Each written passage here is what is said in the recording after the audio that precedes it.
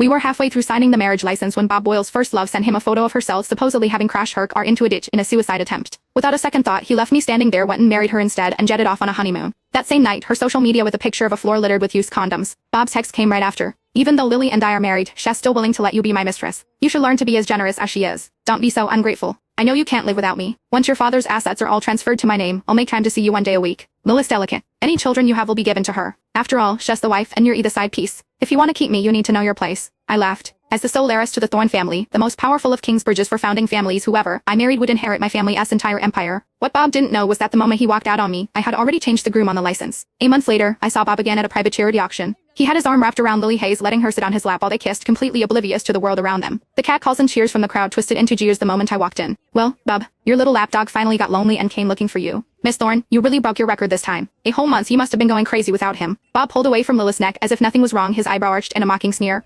Have I been too good to you? Do you have any idea what a pathetic creature you are, playing hard to get with me? You? If you had any guts, you'd have stayed away. You can't even be a proper doormat. It's disgusting. In the 5 years I'd been with Bob, I'd seen that look, heard those words countless times. Before, when my world revolved around him, being publicly shamed like that would have made my eyes burn with tears I wouldn't dare let fall. Later, it'd suffocate my sobs in my pillow, replaying my supposed mistakes, terrified he would grow to hate me. But now, I just calmly replied, I'm not here for you. Bob, clearly not expecting this, assumed I was still putting on an act. He kicked the chair in front of me aside. Addicted to the drama, are we? You can stand. Later, whatever Lily likes you're going to bid on and win for her. If she's happy I might consider forgiving you. Oh Bob, Lily cooed, shrinking into his arms and pouting. I don't want anything Bob with her dirty money. A spoiled princess like her only knows how to show off with her parents' cash. Who knows if that money is even clean? I want to buy my own things with my own hard work. Bob pinched her body cheek, his eyes full of doting affection. That's right. My Lily is strong and independent, nothing like this useless, spoiled brat who only knows how to live off her family. But she's desperate to buy me things, he continued, his voice loud enough for me to hear. You know how cheap she is. It pains her not to grovel and spend money on me. Just think of it as a charity case. A cure for her pathetic obsession. Lily giggled and reluctantly nodded. Then she looked up at me, her eyes filled with disdain. Miss Thorne, with all due respect, you're supposed to be a lady. Why do you cling to him, Michael Leach? You should try being independent like me.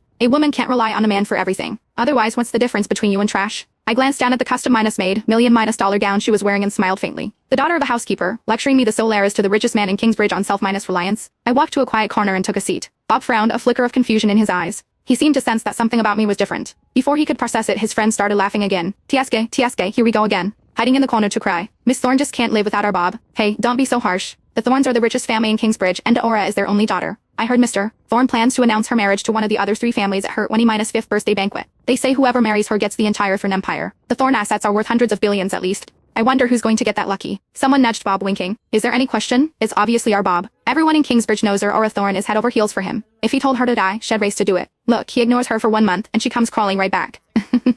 She's the ultimate doormat.